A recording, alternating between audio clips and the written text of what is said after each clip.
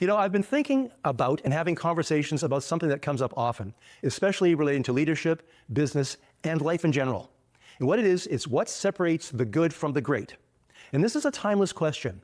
And in my experience, it's not really about raw talent or being the smartest person in the room. Sure, skills matter, but I think what really matters and makes the biggest difference is how you show up. It's your mindset, your character, and the respect you bring to your craft day in and day out. It's about consistency. Now, you may be incredibly talented, maybe even gifted, but talent on its own is never enough.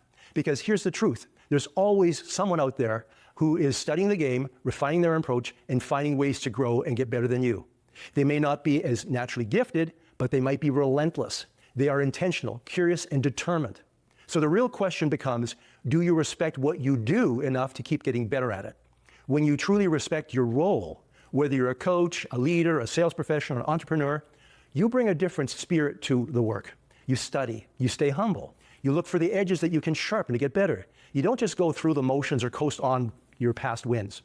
And let's be honest, we live in a world that celebrates quick wins and instant gratification. There's always the temptation to take a shortcut or rely on what worked in the past. But you know, long-term success, the kind that builds trust, reputation, and impact, I believe that requires a different level of commitment. That's where mastery comes in. That's where great lives. Not just good, but great. It's about showing up with discipline after the contract is signed. It's reviewing the tape even when you won.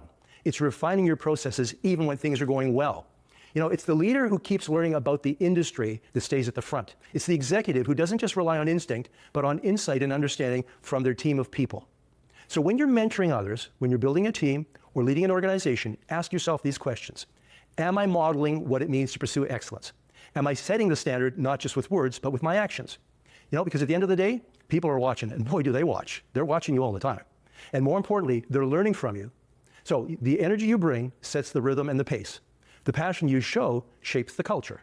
And the respect you demonstrate for the work, for the process, and for the people elevates everyone around you. So let me leave you with this. The next time you feel tempted to lean on your talent, ask yourself, do I respect this enough to study it, to outwork it, to grow in it, not just for me, but for those that I lead and that I serve? Because that's the real difference between the good and the great.